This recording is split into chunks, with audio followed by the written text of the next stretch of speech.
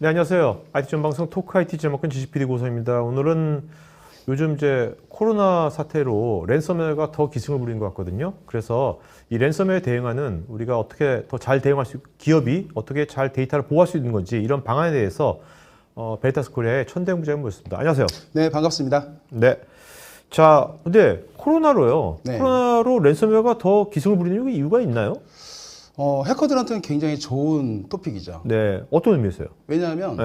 이 해커들은 어떻게든 기업이라든지 이런 쪽으로 침투를 해야 되는데 침투를 하기 위해서는 뭔가 연결고리가 필요하죠. 그렇죠. 그렇다면 그들이 가장 쉽게 이용하는 그런 수단이 어떤 이메일이라든지 아니면 문자 메시지 이런 수단일 텐데 이메일이나 문자 메시지 우리가 아무리 스팸을 보내봐도 사람들이 관심 없으면 클릭을 안 해볼 거 아닙니까? 그렇죠. 그렇다면 사용자가 클릭할 수 있는 그런 주제를 다뤄야 되기 때문에 어떻게 보면 그런 해커들이 이용하는 그렇게 다루는 그런 소재라든지 이런 걸 보게 되면 아 지금 현재 트렌드가 이런 거구나라고 오히려 역으로 알 수 있을 정도로 그러니까 사람들이 관심을 갖고 있는 그렇죠. 네. 굉장히 민감해요. 그래서 뭐 연말 되면 연말정산으로 뭐 포장한 그런 네, 스팸 네, 메일들이 네. 발송이 된다든지 네. 아니면 어떤 인사 처리되게 되면 이력서 첨부된 뭐 이런 부분들이 이런 메일들이 또 발송된다든지 하잖아요. 네네. 요즘에는 워낙에 이 코로나 사태가 지금 굉장히 장기화되고 이러고 있다 보니까 코로나 관련된 그런 스팸들이 굉장히 많이 시도가 네. 되고 있는 피싱을 하는 거네요, 네네, 코로나로. 맞습니다. 또 이제 우리가 뭐 외부에서 많이 접속하니까 네네. 그런 이제 또 집에 있는 PC도 할 수 있고 그렇죠. 그러니까 더 위험할 수 있는 것 같아요. 네, 그죠? 맞습니다. 네네. 그리고 이제 요즘에 그 랜섬웨어 트렌드 자체도 많이 좀 바뀌고 있는 그런 부분들이 있어서 뭐 그런 내용들을 오늘 좀 말씀드려보려고 네. 합니다. 근데 랜섬웨어가 네. 지금 보니까 이 통계를 보니까 계속해서 늘어나고 있네요. 지금 보니까. 네.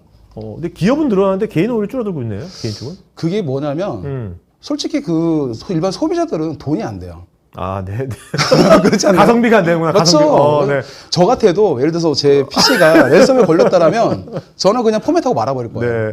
물론 그 안에 제 소중한 사진들도 있을 수 있고 제 뭐 어떤 업무와 관련된 그런 데이터가 있을 수 있지만 그 돈을 지불하느니 그냥 없애고 네. 새롭게 그냥 시작하는 마음으로 하는 게 낫지 굳이 네. 그걸 유지하기 위해서 돈을 지불할 것 같지는 않거든요. 그런데 기업은 다르다는 거죠. 그렇죠. 한번 뚫기가 힘들지 한번 뚫어놓으면 굉장히 큰 비용을 받아낼 수가 있기 때문에 네네. 해커들은 눈에 불을 켜고 기업에 들어가려고 시도를 하는 겁니다. 네. 근데 여기 보니까 오른쪽에 네. 작년에 기업에 거의 11억 달러의 피해를 입혔는데, 네네. 근데 2021년, 내년에는 6조 달러까지 예상되네요. 그저 6조 달러라는 거는 피해 금액이라기보다는 네. 랜섬웨어 관련된 전체 그런 경제에 미치는 영향이라고 보시면 될 것 같아요. 네네. 물론 이제 국내의 그런 수치는 아니고 글로벌한 약간 그런 수치이기 때문에 이 단위 자체가 사실 좀 이렇게 와닿지는 않을 수는 있지만 네네네. 그만큼 글로벌하게 이 랜섬웨어라든지 이 해커들이 노리는 어떤 피해를 입히는 이런 영역이 계속 커지고 있고 악랄해지고 있다고 보시면 될 것 같습니다. 네. 그런데 궁금해지는 게, 네. 저는 이제 기업을 공격할 때 주로 오늘 같은 지금 이 시간, 근무 시간에만 공격할 것 같거든요. 네네. 기업에 있는 사람들이니까. 전혀 반대라고 근데 보시면 돼요. 주중 밤이나 네, 맞습니다. 오히려 다른 때가 76%네요. 근무 외 시간이. 사실 저도 이 부분에 대해서 크게 고민해 본 적은 없었어요. 그런데 최근에 이 파이어에서 어떤 분석된 결과를 기사화 해놓은 게 있더라고요. 그래서 네네. 그거를 제가 슬라이드로 만들어 봤는데 저도 이걸 딱 보니까 이해가 되는 게 근무 중에 랜섬웨어 피해가 발생했다. 그럼 즉각적으로 이게 발견이 될 거고 바로 조치가 들어갈 수가 있어요. 아, 네. 피해를 심하게 입혀야 아무래도 그런 기업들이 해커의 말을 들을 건데 네네. 피해가 약하게 아니면 뭔가 좀 시작하려다가 바로 꺼져버리면 이게 마음대로 안 되는 거죠. 네네. 그렇다면 가급적이면 사람이 없는 시간에 어떤 퇴근 이후 또는 주말 이럴 네네. 때를 노려서 공격을 해야지만 좀 더 피해를 크게 입힐 수가 있고 해커들이 원하는 대로 네. 끌고 갈 수가 있게 되는 거죠. 또 어떻게 보면 이제 근무 시간 바빠가지고 다른 거 잘 안 보게 되잖아요. 네네. 근데 뭔가 주말이라든지 내가 밤이라든지 그럴 때 좀 심심하니까 뉴스도 많이 클릭하죠, 그때요. 맞습니다. 그때 피싱. 사실 그 근무 중에는 네. 예를 들어서 IT 관리자 같은 경우에들은 다들 모니터 보고 계시잖아요. 상태 알러트가 계속 깜빡깜빡 네네. 거릴 거고. 그러면 저거 뭐지 즉각적으로 대응이 가능해요. 하지만 비근무 시간에는 그런 대응이 즉각적으로 안 되는 거죠. 물론 네. 뭐 메일이라든지 SMS라든지 그렇게 알러트를 받긴 하지만 그렇게 받는다고 하더라도 뭔가 운영하고 계시는 또는 당직하고 계시는 분들을 통해서 뭔가 확인을 하고 뭔가 파악을 하려고 하고 이 자체도 시간이 오래 걸릴 수밖에 없다는 겁니다. 네. 자, 랜섬웨어가 유입되는 그 유입 통로랄까요? 네네. 그런 것들은 어떤 게 있을까요? 뭐 크게 한 3가지 정도 정리해 볼 수 있을 것 같아요. 가장 흔한 일반적인 패턴이 어떤 OS라든지 애플리케이션에 대해서의 그런 취약점 이런 걸 노리고 그냥 무작위로 뿌려대는 거죠. 네. 사실 이런 패턴이 가장 일반적이고 일반 소비자들한테까지도 피해를 입히기 쉬운 이제 그런 유형의 랜섬웨어 그 공격 방식이라고 볼 수가 있는 거고. 근데 이제 문제는 최근에 가장 유행하고 있는 APT 형태의 공격이라고 볼 수 있습니다. 이거는 뭐냐면 앞서 그 말씀드린 것처럼 어떤 스팸 메일이라든지 네. 문자 메시지라든지 이런 걸 통해서 어떤 기업이나 집단, 어떤 조직에 침투하기 위해서 시도를 하는 겁니다. 네.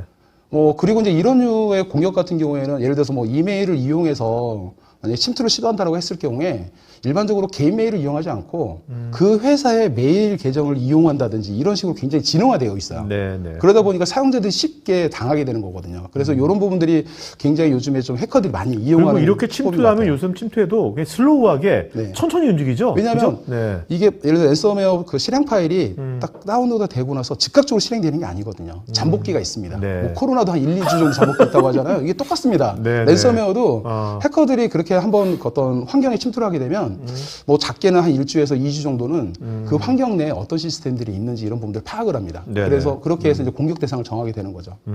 그리고 이제 세 번째 같은 경우에는 요즘에도 뭐 있긴 할 거예요. 근데 과거에 이런 방식들이 많긴 했지만 어떤 특정 웹사이트를 해킹을 해서 네, 그런 네. 게시판에다가 악성 코드를 심어놓는 거죠. 그래서 거기만 접속만 하면 그렇죠. 걸리게. 그러니까 사용자는 나는 아무 짓도 안 했는데 그냥 들어가기만 했는데도 불구하고 네, 네. 랜섬웨어 실행 파일이 그냥 백그라운드에 다운로드 돼서 그거 가지 뭐 백그라운드 다운된 그 실행 파일들이 잠복기를 거쳐서 네, 또 네. 이게 우리 조직의 IT 환경에 해를 입히게 되는 거죠. 네. 자, 그래서 지금 보면 우리가 요새 백업 사본 같은 걸 많이 만들어 놓잖아요. 네네. 랜섬웨어 때문에. 네. 그런 어떤 그런 것들이 되는데 백업 사본도 파기합니까? 아까 제가 이제 한 1에서 2주 정도 잠복기가 있다고 말씀드렸잖아요. 네, 네. 해커들이 그 잠복기 기간 중에 네. 가장 먼저 찾으려고 눈에 불을 켜고 달려드는 게 백업 환경이에요. 아씨. 생각을 해보세요. 네. 일단 어떤 기업의 어떤 IT 환경에 피해를 입혔어요. 그러면 야 내가 니네 데이터 다 암호화 시켰으니까 돈 얼마 내 라고 딱 요구를 해야 되는데 네, 네. 야 저리 비켜 우리 백업해 놓은 거 있어 바로 그냥 복구 들어가 버리면 네, 사실 네. 그 2주 동안 고생한 게 그렇죠. 보람이 없잖아요. 그렇기 때문에 일단 백업 서버 먼저 찾아서 그거를 무용지물로 만들어야 되는 거죠. 네. 가장 일반적인 게 그 백업 데이터를 암호 걸어버리는 겁니다. 그리고 네. 만약에 요즘에는 이제 백업 소프트웨어라든지 이런 솔루션들에서 이 백업 저장소 자체의 어떤 락다운 방식으로 뭐 잠금 처리하고 해서 뭐 해커들이 건들지 못하게끔 하는 그런 뭐 유형도 많이 있긴 한데 그러다 보니까 이제 아예 그 백업 서버의 OS까지도 그냥 다 건드려 버리는 거죠. 데이터가 암호가 돼 있어도 백업 서버 OS 자체를 그냥 불능으로 만들어 버리니까 네. 사실 즉각적으로 데이터 복구를 못 하게 되는 거죠. 어떠한 방법으로든 백업 환경은 건드리려고 시도를 합니다. 아. 그게 가장 첫 번째인 거고 그 다음에는 이제 중요 비즈니스 이런 부분들을 이제 찾아다니게 되는 거죠. 그러니까 랜섬웨어도 진화하네요. 맞습니다. 굉장히 진화되어 있습니다. 네. 근데 여기 보니까 공공이나 의료나 금융 분야가 특히 굉장히 공격 빈도수가 300%나 증가했네. 돈 되는 쪽을 노리는 아, 거죠. 돈 된. 네, 진짜 맞습니다. 궁금한 게 네. 그 해커가 이제 공공 의료 이 기업 부분을 침투하면 개인보다 돈을 더 많이 요구합니까? 당연하죠. 그래요? 부르는 게 값이라고 보시면 돼요. 개별적으로 그냥 단순하게 뭐 300달러가 아니라 네. 뭐 $300 다 벌려고 2주 동안 그거 생각 안 하죠. 아, 그러네. 그렇죠. 단위를 좀 더 키워야 되겠죠. 네. 맞춤형으로 오퍼를 하는구나. 맞습니다. 예를 들어서 우리나라에서도 유명한 사건이 있었지 않습니까? 그 네네네네. 유명 웹 호스팅에 그런 식인 거죠. 아, 네. 아씨. 그러니까 지금도 이제 그런 사례는 계속 벌어지고 있는 거죠. 네, 맞습니다. 네.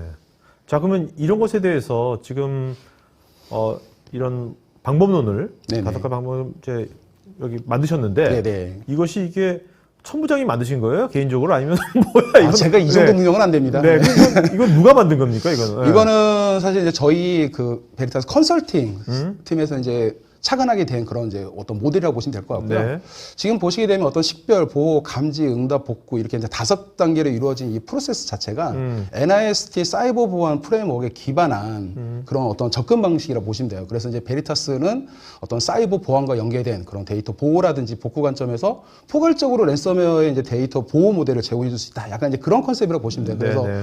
저희 컨설팅 팀에서 최근에 이제 그렇게 어프로치하고 있는 그런 모델이라고 보시면 될 것 같아요. 그래서 베리타스에서는 굉장히 다양한 솔루션들을 보유를 하고 있거든요. 네. 그래서 이제 이런 아까 말씀드린 이 5가지 이 단계 내에서 보게 되면 어떤 랜섬웨어가 뭐 들어오기 쉬운 그런 취약한 포인트 뭐 이런 부분들을 뭐 찾아내는 이런 부분부터 시작을 해서 데이터를 안전하게 뭐 보호를 해야 되는 이런 부분들도 있고요. 그리고 어떤 그 백업된 데이터에 대한 무결성 뭐 이런 부분들뿐만 아니라 실제로 랜섬웨어 피해가 발생했을 때 이에 대해서 즉각적으로 어떤 조치하고 응답하고 그리고 마지막에 뭐 데이터를 뭐 이전의 비즈니스 상태로 다시 복구하는 이런 네네. 부분들까지도 통합으로 다 해야지만 어떻게 보면 기업에서는 완벽하게 랜섬에 대응할 수 있다라고 보는 거거든요. 네네. 그런데 일반적으로 보게 되면 사실 어떤 보안 업체는 자신들의 그런 보안 관점에서의 그런 컨설팅, 백업 솔루션 같은 경우에는 또 백업 솔루션에서의 그런 뭐 상태 점검, 네네. 이 정도로 그냥 끝나버립니다. 그러니까 기업에서 굉장히 많은 비용을 투자를 해서 뭔가 진단을 받고 조치를 하고 투자를 하고 계속 보완을 하는데 그럼에도 불구하고 마치 뭔가 빠진 듯한 네. 뭔가 이렇게 그런 느낌이 들 수밖에 없는 거거든요. 네네. 해커들이 노리는 게 이제 그런 포인트인 거죠. 그게 왜 그러냐면 기존의 그런 보안이라든지 데이터 보호 이런 부분들이 완벽하게 인터그레이션이 될 수가 없기 때문에 그러는 거예요. 이제 베리타스 같은 경우에는 뭐 많은 분들이 아시겠지만 이전에 시만텍이라는 회사로 같이 있었고 최근에 이제 분사가 되었는데 공교롭게도 당시 시만텍에 근무하시는 그런 많은 컨설팅 분들이 네. 현재 베리타스에 남아 계세요. 아, 네. 그래서 그런 그분이 부분들. 컨설팅 팀을 맞습니다. 그래서 그런 분들이 과거에 뭐 경험하셨던 네. 그런 이제 보안 관점부터 해서 최근에 데이터 보호 이런 부분까지도 다 융합을 해서 직접 이런 전방위적인 네. 컨설팅이 가능하다라고 말씀드릴 수 있는 거죠. 네. 네. 자, 여기서 보면 이제 랜섬웨어 리질런스 위드 베타스에서 네네. 지금 보면 데이터 서비스 플랫폼이라는 것이 있는 것 네, 같은데 네, 네. 여기서 우리 프로텍션 할 때요. 데이터를 보호할 때 데이터 무결성 있지 않습니까? 네. 무결성이란 것이 정확하게 어떤 데이터의 정합성을만 따지는 건가요? 뭡니까? 저게? 모든 걸 포함한다고 보시면 돼요. 네. 뭐 데이터 정합성이라는 게 운영 상태의 데이터의 정합성도 뭐 얘기를 할 수 있지만 네. 어떤 오늘 주제가 이제 랜섬웨어잖아요. 네네, 그렇죠. 그렇다면 피해 상황, 뭐 사이버 보안 사고라든지 뭐 보안 사고뿐만 아니라 어떤 재해 상황에도 마찬가지인 거고요. 그런 상황들이 닥쳤을 때 다시 비즈니스로 원래 상태로 전환을 하려면 이전에 만들어 놓은 사본 자체도 네네. 무결해야 돼요. 아이씨. 네, 그러니까 운영 중인 그 데이터 주기도 짧아야 될 것 같고. 그죠? 그거는 이제 나중에 네. 예를 들어서 이제 데이터를 복구를 할 때 어떤 손실되는 부분들을 네네. 최소화하기 위해서는 그렇죠. 요 주기를 짧게 가져가야 되니까 뭐 백업을 자주 돌려주신다든지 아니면 뭐 실시간으로 또는 뭐 네네. 복제를 한다든지 뭐 굉장히 다양한 그런 수단들이 있을 수 있는 거죠. 네. 자, 그다음에 이제 우리가 그렇게 해서 우리가 복구할 때 네네. 제대로 복구가 되기 위해서 무결성을 잘 유지해야 되고 네. 그다음에 모니터링 당연히 해야 될 것 같고요. 네. 그다음에 이제 자동화 및 오케스트레를 했는데 네. 여기서 자동화라는 게 어떤 자동화를 말씀하시는 겁니까? 말 그대로 오토메이션이죠. 저런 것이 뭐 그냥 복구하면 되는 건 아닙니까? 자동화가 뭐 그렇게 필요할 정도로 복잡성이 있나요, 요즘? 예를 들어 볼게요. 네. 예를 들어서 어떤 데이터 센터에는 굉장히 많은 업무들이 서비스가 되고 있습니다. 그렇죠? 근데 이 중에 서비스 뭐 한 대, 그러니까 예를 들어서 시스템 한 대가 어떤 장애상이 발생했다라면 사실 그 시스템 한 대만 복구하면 끝나요. 그렇죠. 어떤 서비스 하나 장애가 생겼다라면 이 서비스에 연결된 예를 들어서 뭐 서버 시스템, 스토리지, 애플리케이션 얘네들만 장애 조치하면 끝나요. 그런데 그게 아니라 아까 제가 랜섬웨어 같은 경우에는 한 1, 2 정도 잠복기를 거쳐서 굉장히 많은 시스템에 굉장히 많은 서비스에 피해를 주기 위해서 뭔가 계획을 세운다고 말씀드렸잖아요. 네네. 센터 전체를 장악하기 위해 시도를 할 겁니다. 그리고 요즘 또 모든 것이 연결돼 있으니까 그렇죠. 또, 그래서 그런 대규모의 어떤 재해 상황이 발생했을 때 사실 이거를 하나씩 확인하면서 복구하고 하나씩 확인하면서 복구하고 이럴 수가 없어요. 그 자체가 다 다운타임인데 그렇죠. 비즈니스는 시간이잖아요. 그렇기 때문에 빠르게 서비스를 재개하려면 뭐 다시 복구하는 건 복구하는 거고 네. 서비스를 재개할 수가 있어야 되니까 그러면 서비스를 다시 다른 센터 쪽으로 전환을 시켜야 되겠죠. 네네. 그런데 이 비즈니스 그냥 업무 서비스가 굉장히 많아요. 종류도 다양하고 이것들을 한꺼번에 다 넘긴다? 그렇겠네요. 그러면 굉장히 많은 인력과 시간이 투자가 될 겁니다. 요즘 또 이제 프라이빗 클라우드, 퍼블릭 맞습니다. 클라우드 다 활용되기도 하니까 그렇죠. 요즘 더 그래서 복잡해졌죠. 그런 부분들을 좀 되게 자동화하고 오케스트레이션 방식으로 좀 이렇게 전환을 시켜줄 수 있는 그런 부분들이 필요하다는 거예요. 네. 네. 자, 그러면 여기 요 프로세스별로 네. 한번 실제로 어떤 구체적인 솔루션을 갖고서 이걸 하고 있는지 네네. 공유 좀 할까요? 네. 네, 일단은 그 아까 말씀드렸던 이제 프로텍션, 그러니까 데이터 무결성에 관한 부분이에요. 그래서 저희 베리타스가 그 데이터 무결성이라고 하게 되면 어떤 데이터 보호에 관련된 솔루션을 굉장히 많이 가지고 있습니다. 네네. 가장 많이 알고 계시는 분들이 뭐 어떤 넷백업. 솔루션들 넷백업 또는 SMB 쪽에서 많이 쓰고 계시는 뭐 백업 이그제, 뭐 그 외에도 클라우드 백업 솔루션도 굉장히 많아요. 사실 한데 랜섬웨어 피해가 발생하면 어쨌거나 데이터를 복구할 수 있어야 되고 데이터를 복구를 하려면 기존에 백업된 데이터에 대한 무결성이 담보가 되어야 되는 거고요. 네네. 관리자의 입장에서는 그러한 부분들의 담보가 되지 않으면 사실 안심하고 시스템 운영하기 힘들죠. 그렇기 때문에 이런 부분들이 굉장히 중요하다고 생각이 돼요. 그래서 이제 어떻게 보면은 그 랜섬웨어에 대해서 대응을 하기 위한 전략에서는 이런 복구가 그렇죠. 굉장히 중요하다고 볼 수가 네, 있습니다. 네. 그래서 랜섬웨어 그러니까 이거네요. 뭐냐면 우리가 네, 랜섬웨어 공격이 아예 원천적으로 차단하면 제일 좋겠지만 네, 네 맞습니다. 그거는 불가 100%라는 건 없는 거니까 네. 그러니까 복구가 되게 중요해지는 거죠. 맞습니다. 그죠? 네. 그래서 랜섬웨어로부터 데이터를 보호하는 궁극적인 그런 단계 자체는 사실 백업이라고 볼 수 있는 거고요. 그래서 이 백업이 잘 되어 있어야지. 그리고 백업된 데이터가 안전하고 잘 보호가 되고 있고 또 유지가 되고 있어야지만 네. 뭔가 위기 상황이 발생했을 때 복구를 할 수 있는 그런 오케이. 대안이 생성이 되는 거죠. 네네네. 그래서 이제 보통 그 백업 전략이라고 하게 되면은 요즘 이제 그 황금률 법칙 이런 얘기 많이 하거든요. 뭐 3, 2, 1 뭐 이런 식의 법칙들 얘기해요. 그게 무슨 얘기냐면 어떤 세 벌 이상의 사본을 유지를 하고 두 가지 이상의 매치에 저장을 하고 한 곳 이상의 위치에 분리 저장을 해라. 뭐 이런 식으로 3, 2, 1 법칙을 많이 얘기를 합니다. 그래서 여기 에어갭 백업이라는 게 나온 거고요. 그래서 저도 이전에 그런 이제 랜섬웨어 얘기를 하면서 그런 얘기들을 많이 말씀드렸어요. 그래서 그런 얘기를 다시 한번 짚고 넘어가는 건데 가장 대표적인 게 에어갭이죠. 사실 우리말로 에어갭이 망불리잖아요. 망불리 아닙니까? 뭡니까? 약간 좀 다르죠. 그래요? 그러니까 저희 쪽 표현을 얘기를 하게 되면 네.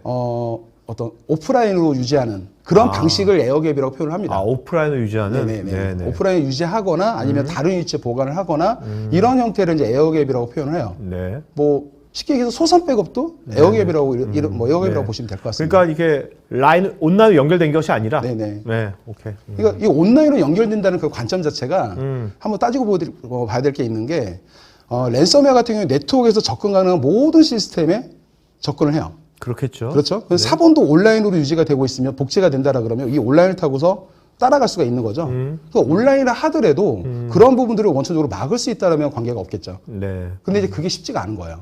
그러다 보니까 오프라인으로 전환을 해라라고 이제 얘기를 하는 오케이. 겁니다. 네. 아니면 소산을 하라 이런 얘기를 하는 거고요. 그 두 번째는 이 백업 데이터 또는 백업 환경에 접근할 수 있는 어떤 사용자라든지 어떤 그런 계정의 권한이라든지 이런 부분들을 철저하게 관리를 하실 필요가 있는 거고 그리고 이제 혹시라도 모르기 때문에 여러 사본을 생성하라 이런 이제 지침도 있어요. 네네. 우리가 과거에는 백업본을 보통 테이프 비디오로 많이 저장을 하셨었거든요. 근데 이 테이프 장치에 대한 어떤 신뢰성이라든지 이런 부분들이 좀 약하다 보니까 사본을 여러 개를 만들어서 다른 위치에 보관을 한다든지 이제 네. 이런 식의 전략들이 필요하게 되는 겁니다. 그리고 마찬가지로 아까 초반에 말씀드린 것처럼 해커들이 백업 데이터를 노리기도 하고 하기 때문에 이 사본들을 여러 군데 분산 배치를 해야지 어떻게 해서든 데이터를 그러니까 복구할 환경이 수 다른 있거든요. 여러 군데겠죠. 환경이 맞습니다. 다른 서로. 네. 네. 그리고 이제 마지막으로는 랜섬웨어 발생했을 때 이걸 빨리 인지하면 피해 규모를 최소화할 수 있겠지만 아까 말씀드린 것처럼 대부분의 랜섬웨어 공격이 사람이 없는 시간에 비근무 시간에 공격이 이루어지기 때문에 발견한 시점에서는 이미 피해가 굉장히 눈덩이처럼 커져 있을 거라는 거죠. 그렇겠네요. 그렇다면 어떤 복구 관점에서 피해 부분을 최소화하려면 가장 그 랜섬웨어 피해가 발생하기 이전에 가장 짧은 시점으로 전환을 시켜야 되겠죠. 네네. 그렇기 때문에 그러려면 어떤 백업 주기를 좀 더 짧게 가져가면서 피해 양을 좀 더 피해 부분을 최소화할 수 있는 그런 전략들이 필요합니다. 그래서 이제 저희 어떤 그 넷백업에 대한 그런 얘기 말씀 좀 드려보면 네.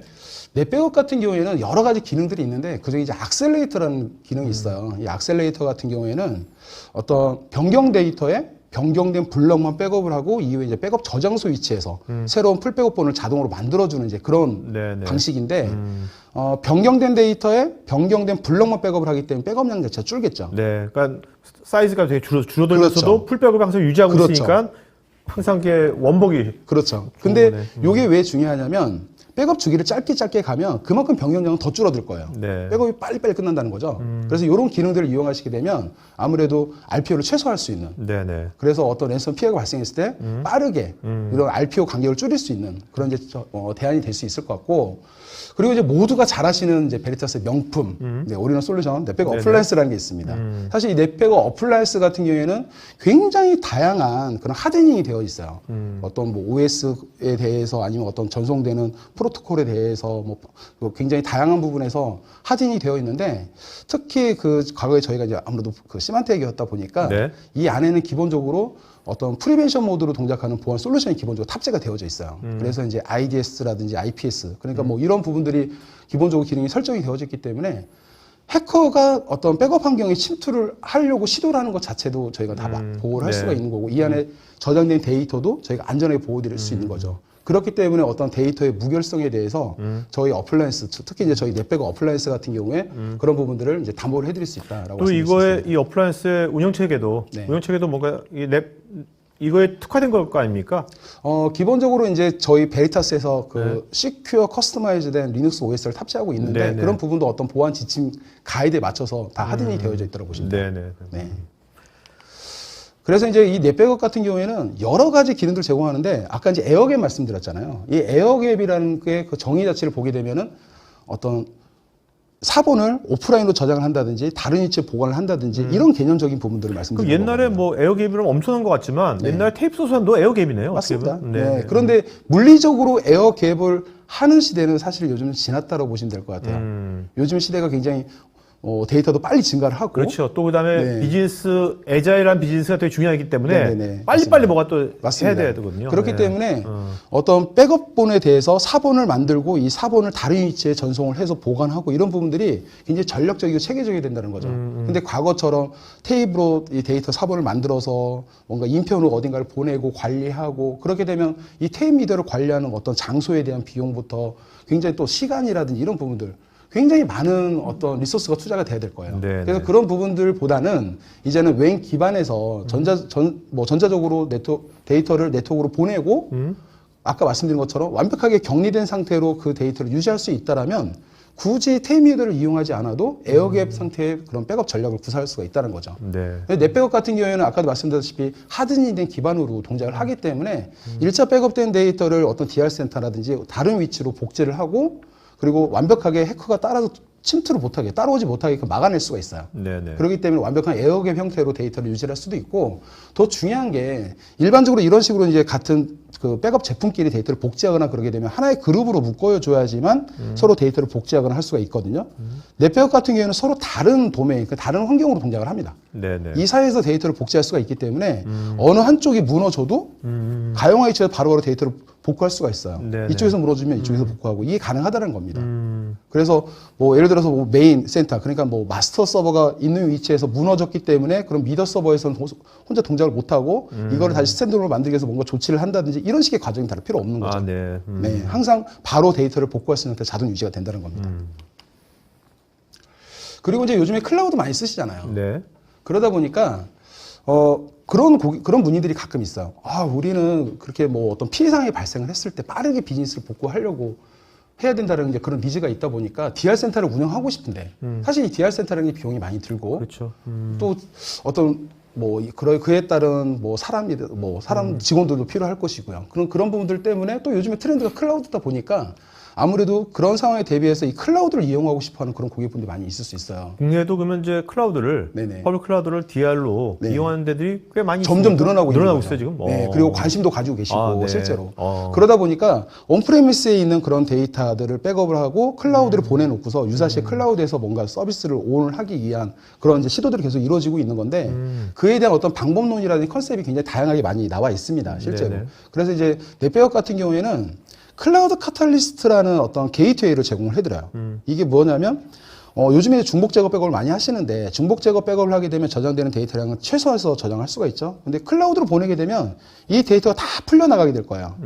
원본 상태로 풀려나가야지만 그쪽에 써먹을 수가 있으니까. 아, 클라우드에서. 네네. 그렇죠. 네. 그런데 이제 클라우드 카탈리스트는 그 데이터가 풀려지지 않은 상태로 중복 제거 상태가 유지된 채로 이게 클라우드로 전송되게끔 이걸 관리해주는 그런 게이트웨이라고 보시면 되는데. 그럼 나중에 우리 클라우드를 사용할 때 사용 네네. 비용 면에서도 굉장히 세이브가 많이 될 것 같은데. 다양한 측면에서 비용 세이브가 가능하죠. 어떤 부분이냐면 원본 데이터가 풀려나가게 되면 사실 그만큼 네트워크 회선 비용도 많이 발생을 해요. 그렇죠. 네, 이런 부분도 비용을 줄일 수가 있는 거고 클라우드 안에서도 데이터가 저장되는 스토리지 양을 또 줄일 수가 있으니까 비용 절감이 되는 거죠.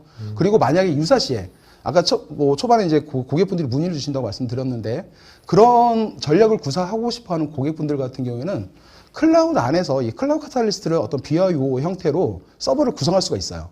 그렇게 되면 클라우드의 중복 제거돼서 저장된 데이터를 클라우드 안에 클라우드 카탈리스트라는 BIO 서버를 만들어서 네네. 여기 마운트를 해서 이 안에 저장된 데이터를 클라우드 안에다 복구를 할 수가 있습니다. 아, 네. 그리고 이제 뭐 예를 들어서 가상화 환경에 예를 들어서 VM웨어의 VM 같은 경우에는 온프레미스에 운영되는 VM들을 백업을 해요.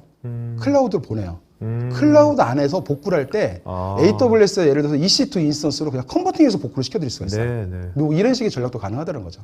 그러면 사실 클라우드가 이게 아웃바운드가 될 때 비용이 엄청 많이 발생되잖아요. 네, 네. 네. 클라우드 안에서 클라우드 끝나버리는 아니니까 겁니다. 네, 맞습니다. 사용자적으로 접속만 되는 거니까. 네, 맞습니다.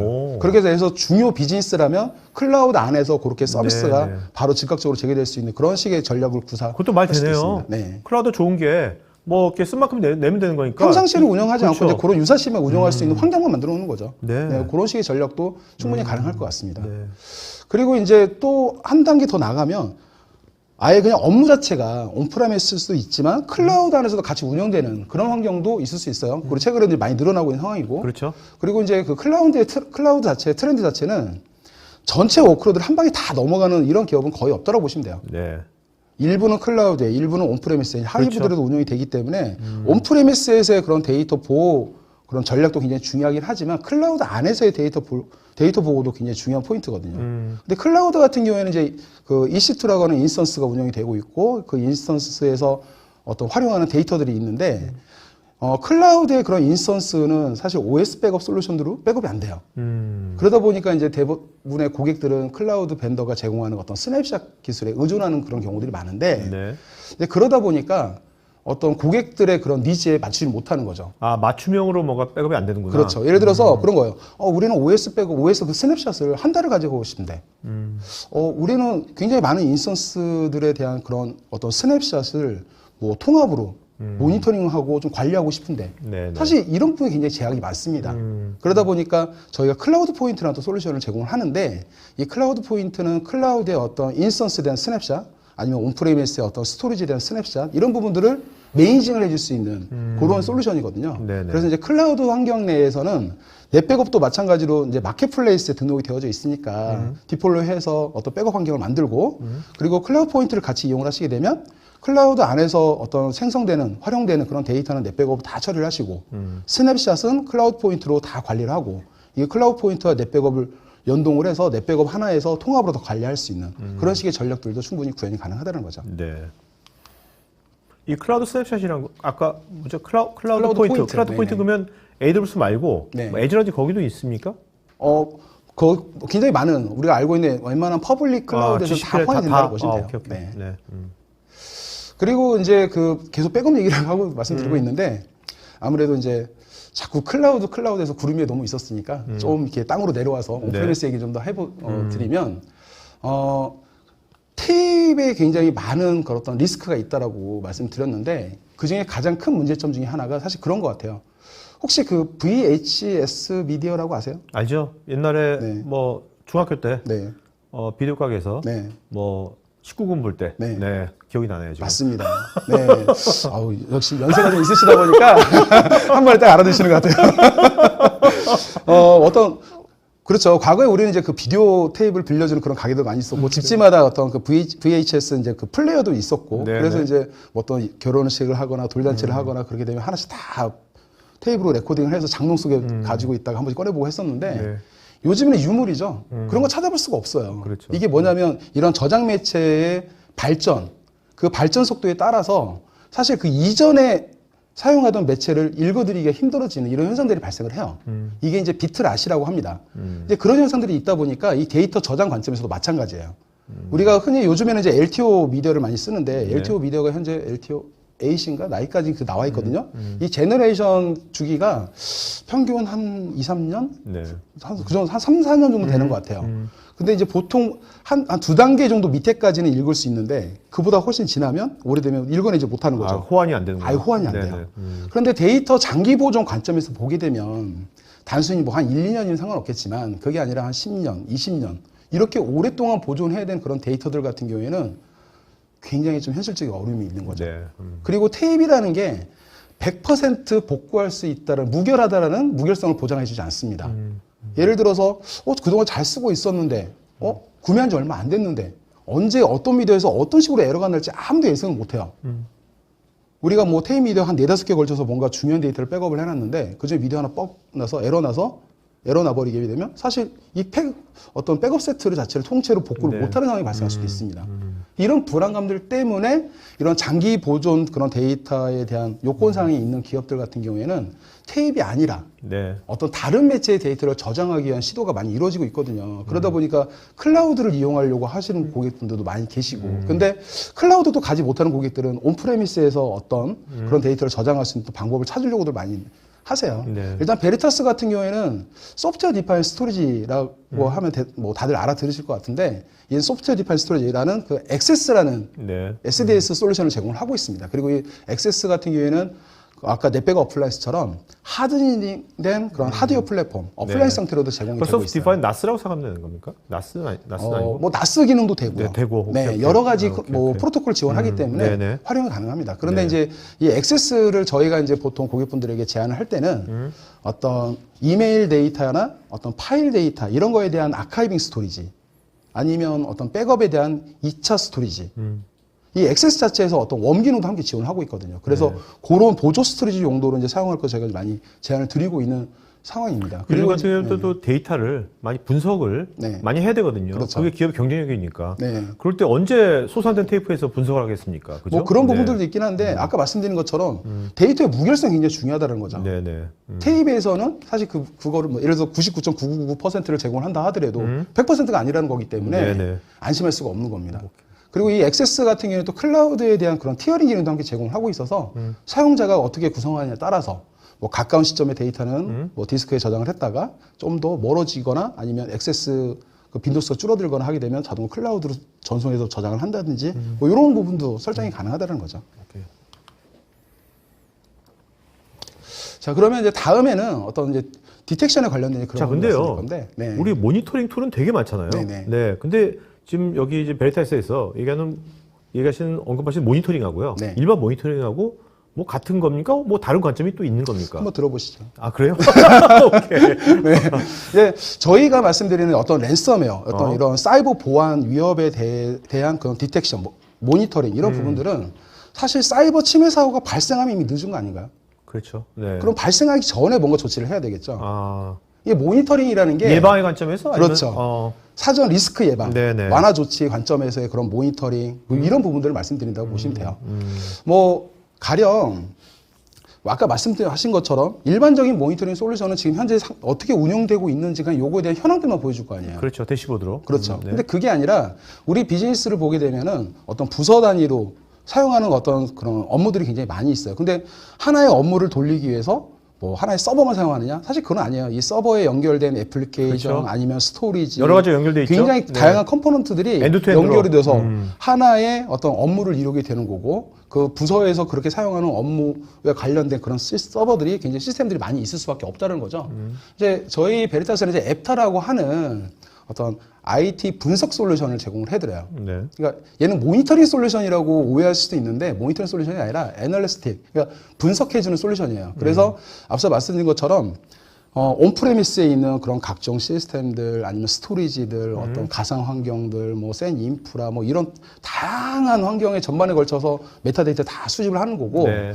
온프레미스뿐만 아니라 클라우드 환경에서도 그런 식의 메타데이터를 다 수집을 합니다. 그러니까 각 시스템 컴포넌트의 현황하고 연계되어 있는 연관되어 맞습니다. 있는 것들의 상호관계까지 다 메타데이터로 다 수집한다. 거의 모든 IT 네. 환경의 거의 모든 그런 메타데이터 다 수집한다고 보시면 돼요. 오케이. 그리고 심지어 요즘 이제 백업 벤더들 되게 많잖아요. 그래서 좀 엔터프라이즈한 좀 큰 환경에 가게 되면 여러 벤더의 백업 솔루션들을 쓰는 경우들도 많이 있을 수 있는데 이 그 벤더가 각기 다르게 되면 사실 통합으로 뭔가 리스크를 체크하기가 굉장히 어려울 수가 있습니다. 그런 백업 솔루션에 있는 그런 메타데이터까지도 다 수집을 해서 저희가 분석을 해드린다는 거죠. 네. 그래서 이제 이 앱타가 하는 이제 그런 관여들을 보게 되면은 먼저 온프레미스라든지 클라우드 환경 전반에 걸쳐서 다양한 메타데이터를 통으로 다 수집을 합니다. 그리고 이제 이들 데이터들의 어떤 상관관계를 분석을 하는 거죠. 그렇게 데이터를 상관관계를 분석을 해서 어떤 사업부라든지 부서별로 또는 IT 환경별로 어떤 세분화된 그런 대시보드와 같은 그런 리포트를 저희가 제공을 해드려요. 이런 내용들을 보게 되면 기업에서는 궁극적으로 이런 결과를 바탕으로 해서 이 IT 환경 전반에 걸쳐서 탐지된 어떤 리스크를 사전에 뭐 완화 조치한다든지 뭐 그런 수단으로 쓸 수도 있는 거고 뭐 스토리지 관점에서는 우리가 용량을 효율적으로 잘 쓰고 있는 건지 네. 이게 뭐 용량 증가 추이가 어떻게 되기 때문에 언제쯤 증설을 해야 된다 뭐 이런 관점에서 그런 포캐스팅이라든지 뭐 이런 부분들도 가능한 거고 그리고 비효율적으로 운영이 되고 있는 그런 시스템들이라든지 이런 부분들이 있다라면 찾아서 뭔가 최적화하는 그런 작업들이 또 수행이 될 수도 있겠죠. 네네네. 그렇기 때문에 궁극적으로는 IT 환경에서의 그런 어떤 예산이라든지 이런 부분들을 감소시킬 수 있는 그런 솔루션을 제공해야 된다고 보시면 돼요. 그러니까 IT 전체 인프라 운영에 대한 최적화를 하는데 되게 도움이 되겠네요. 네, 맞습니다. 그래서 요즘에 이제 이 앱타 제품을 많이 저희가 고객분들에게 이제 소개를 드리고 있는데 지금 보시는 게 이 앱타 솔루션에서 메타데이터를 수집할 수 있는 컴포넌트들이라고 보시면 돼요. 그럼 이게 네. 각 개별 뭐 시스템 계속 개별 컴포넌트에 네네. 이게 뭐 에이전트처럼 이게 다 하나하나 이게 심어져 있어야 되는 아유, 겁니까? 그렇게 해서 뭐 일 못하죠. 네. 지금 보시면 굉장히 많아요, 컴포넌트들이. 저기에 뭐, 전부 다 에이전트를 설치하고 이렇게는 못합니다. 네, 그렇기 관리가 안 때문에, 되네요, 그렇죠. 진짜. 인증 정보, 그리고 사전에 어떤 프로토콜 뭐 그런 뭐 포트 허용이라든지 뭐 이런 부분들 통해서 저희가 이제 오케이. 그 인증 정보를 가지고서 해당 그 시스템이라든지 뭐 이런 데 접근을 해서 필요한 메타데이터를 쭉 가져오는 겁니다. 그러니까 근데 폴링처럼? 네, 맞습니다. 그래서 저희 앱타 솔루션 안에는 그러한 어떤 리소스들에 들어가 접근을 해서 메타데이터를 수집하기 위해서 예를 들어서 뭐 EMC 스토리지다. 네. 뭐 히다치 스토리지다. 아니면 뭐 VMware 가상환경이다. 뭐 각기 다르잖아요. 그런 메타데이터 수집하기엔 커맨드라든지 방식도 다 다를 거고. 그런 부분들이 사전에 다 탑재가 되어져 있어요. 아이씨. 예, 그렇기 때문에 인증 정보를 가지고서 들어가서 네, 그런 네, 부분들을 네. 통해서 쭉 게더링을 해오는 겁니다. 그렇게 컬렉트한 데이터를 가지고서 이제 그 어떤 앱타 포털 서버에서 얘네들을 분석을 하고 해서 대시보드 딱 보여주고 사용자가 원하는 형태로 커스터마이즈된 리포트를 제공해 드릴 수가 있게 되는 겁니다. 그래서 이제 지금 보시는 게 어떤 이제 샘플 리포팅 대시보드 화면이라고 보시면 돼요. 네, 이거는 네. 이제 하나의 예인 거고 사실 이제 각종 이기종 자원들 아까 말씀드린 것처럼 굉장히 다양한 벤더의 스토리지, 다양한 벤더의 백업 제품, 다양한 벤더의 어떤 OS 플랫폼 굉장히 여러 가지가 있을 수 있잖아요. 그런 것들에 대한 통합된 뷰를 제공해 주는 건데 지금 보여드리는 건 이제 샘플이라고 말씀드렸잖아요. 요거를 사용자 그러니까 기업에서 원하는 형태로 저희가 다 커스터마이징을 해드려요. 그러니까 기본적으로 제공해드리는 샘플 리포트가 굉장히 많습니다. 네네. 그것들을 그대로 활용하셔도 되는 거고요. 아니면 여기에 우리가 원하는 게 여기 없어라고 하게 되면 저희가 만들어 드릴 수도 있어요. 또 이것이 기업이 어떤 뭐 위즈유기처럼 네. 커스터마이징을 자기가 나 여기 이렇게 할 수도 있는 거예요? 당연하죠. 지금 저기 보시는 것처럼 네. 지금 화면 상단에 그래프가 3개가 있죠. 네. 뭐 쟤네들의 위치를 마우스 드래그를 해서 바꿀 수도 있고요. 오케이. 네, 그런 게 다 가능합니다. 뭐 차트 형태도 뽑을 수도 있고 그래프 형태를 뽑을 수도 있고 모든 형식이 다 가능하다고 보시면 돼요. 그리고 이제 이 앱타 제품을 이제 사용했을 때 이제 하나의 이제 예를 보여드리게 되면 아까 초반에 그 IT 환경 전반에 걸쳐서 사전에 어떤 리스크를 찾아내고 상태 체크해서 조치를 뭐 취할 수가 있는 그런 부분들이 굉장히 중요할 수가 있거든요. 어떤 사이버 침해 사고가 발생했을 때 가장 중요한 포인트가 아까 뭐라고 말씀드렸죠? 네? 사이버 침해 살 때? 네, 최종적으로 가장 중요한 복구. 그렇죠, 복구죠. 잘 네. 맞췄네. 그러면 순간 긴장했어. 복구를 잘하려면 어떻게 이제 해야 막 됩니까? 이제 개건 MC 개건하니까 막 이제 벌써 나눠 사는 오케이. 거죠. 네. 그럼 복구를 잘하려면 복구를 잘 데이터가 무결성 있는 데이터를 네. 항상 백업하고 있어야죠. 그렇죠. 그리고 기존의 백업도 잘 되고 있는지 파악을 해야 되는 거죠. 네네. 그런데 만약에 관리할 시스템들도 많고 백업 솔루션도 여러 개가 있고 이런 상황이라면 담당자가 그것들을 일일이 다 체크하기가 사실 역부족일 수도 있어요. 네네. 통합된 뷰를 제공할 수가 없으니까. 네네. 앱타 같은 경우에는 그러한 부분에 있어서도 통합으로 뭐 분석을 한다는 거죠. 그래서 어떤 시스템이 지금 현재 리스크가 있어. 뭐 백업이 지금 이 빈도가 이 정도 뭐 횟수로 뭐 실패가 발생을 하고 있고 얘네들은 체크가 필요해. 라는 형태의 리포트를 제공해주고 사용자들은 그런 뭐 시스템들을 접근을 해서 왜 얘가 백업이 안 되고 있는지 정말 백업이 필요가 없는 건지 이런 부분들 조치를 할 수 있게끔. 네네. 이거는 이제 하나의 이제 그런 예인 거고 이와 유사하게 뭐 스토리지 관점에서 아니면 가상화 관점에서 어떤 클라우드 관점에서 다양한 포인트에서 이런 식의 어떤 리포트를 뽑아보고 사용자가 사전에 어떤 리스크 포인트를 찾아내서 조치하는 그런 수단으로 사용할 수 있게 된다는 겁니다. 오케이. 자, 그럼 이제 마지막으로 이제 복구 관점이에요. 네. 아까 그 어떤 재해 사고가 발생했을 때 물론 시스템 한 대, 뭐 한 대 정도, 2대 정도 요 정도라면 그냥 뭔가 매뉴얼하게 할 수도 있죠. 매뉴얼하게 네. 하면 끝나는데 그게 아니라 굉장히 광범위한 서비스들에 대한 어떤 즉각적인 복구가 필요하다. 복구의 자동화. 네, 라고 하게 되면 사실 이때는 이제 그 굉장히 좀 만만치 않은 작업이 될 수가 있어요. 그래서 단어를 오케스트레이션이라는 단어를 쓰신 맞습니다. 거죠? 네. 저희 베리타스에 계속 말씀드리는 굉장히 많은 솔루션들이 있습니다. 그 중에 뭐 초반에는 데이터 보호에 관련된 솔루션도 말씀드렸고, 그다음에 이제 어떤 애널리스틱에 관련된 솔루션도 말씀드렸고, 그리고 이제 HA라는 DR 뭐 이런 관련된 솔루션들도 있는데, 기존에 베리타스의 HA 솔루션 하게 되면 인포스케일, 인포스케일. 네, 그 전에는 뭐 베리타스 클러스터 또는 뭐 볼륨 매니저 뭐 이런 소식의 이제 솔루션들 많이 알고 계시는데, 이런 DR 자동화 관점에서의 리졸루션 플랫폼이 있습니다. 네. 베리타스 리졸루션 플랫폼, 줄여서 이제 VRP라고 하는데요.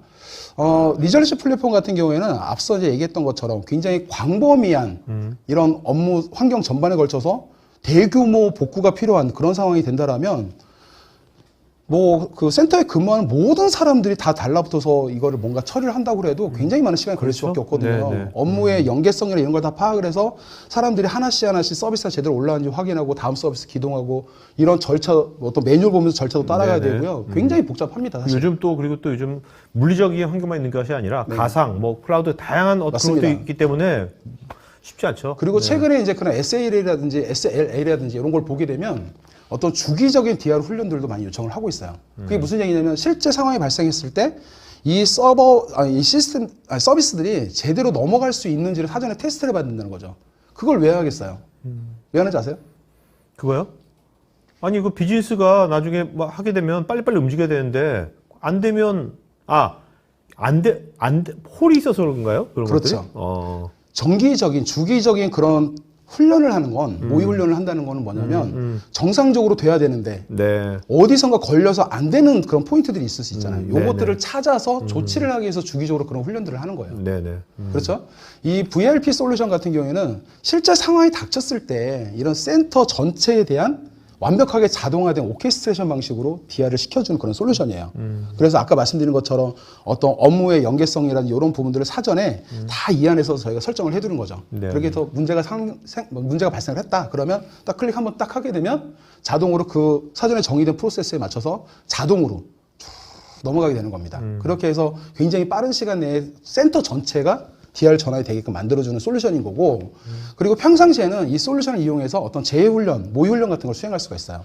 그렇게 이제 모의훈련을 수행하시게 되면 어느 포인트에서 뭐 문제가 있다. 이런 부분들을 저희가 목록화 시켜드릴 수 있고, 그런 걸 가지고서 사전에 미연에 뭐 어떤 포인트를 찾아서 뭐 점검을 한다든지 이런 것도 가능하고, 요즘에 이제 클라우드 또 많이 쓰시잖아요. 네. 그러다 보니까 센터 대 센터가 아니라 클라우드, 온프리미스에 있는 센터들을 클라우드 쪽으로 DR 전환을 시도를 한다든지, 아니면 클라우드에서 뭐 다른 클라우드, 예를 들어서 뭐 AWS에 들어가 구성이 되어 있는데 얘를 문제가 발생했을 때를 대비해서 뭐 애저 쪽으로 뭔가 옮겨갈 수 있는 이런 환경을 구성을 한다든지 이런 식의 뭐 구성도 다 가능하다는 거죠. 그리고 중요한 거는 이 VRP 솔루션이 또 넷백업하고 연동이 됩니다. 그래서 내가 설정을 해두게 되면 전체 데이터 센터 서비스들이 쭉 넘어가면서 원하는 시점으로 데이터를 복구까지 자동으로 해줘요. 복구를 하고 복구가 되면 서비스들까지 다 러닝 시켜주는 네네. 그런 식의 동작까지도 가능합니다. 그렇기 때문에 가장 안전한 시점으로 빠르게 서비스를 전환할 수 있는 그런 플랫폼이라고 보시면 될 것 같아요. 이건 뭐랄까 이렇게 대규모의 어떤 서비스를 하는 네, 회사들은 맞습니다. 이런 체계가 꼭 필요하겠네요. 네, 맞습니다. 그래서 이제 여기까지가 어떤 아까 말씀드렸던 어떤 그 무결성 그리고 뭐 탐지 네. 또 어떤 복구 관점에서의 저희 베리타스 솔루션을 이용해서 어떻게 그런 부분들을 저희가 도움을 제공했는지 말씀드렸던 사항입니다. 자, 그다음에 그 아까 컨설팅 얘기했지 않습니까? 랜섬웨어 이 데이터 보호 자문 서비스를 제공한다는데 이게 이제 올해 시작된 겁니까? 이런 것들이 아니면 원래부터 있었나요?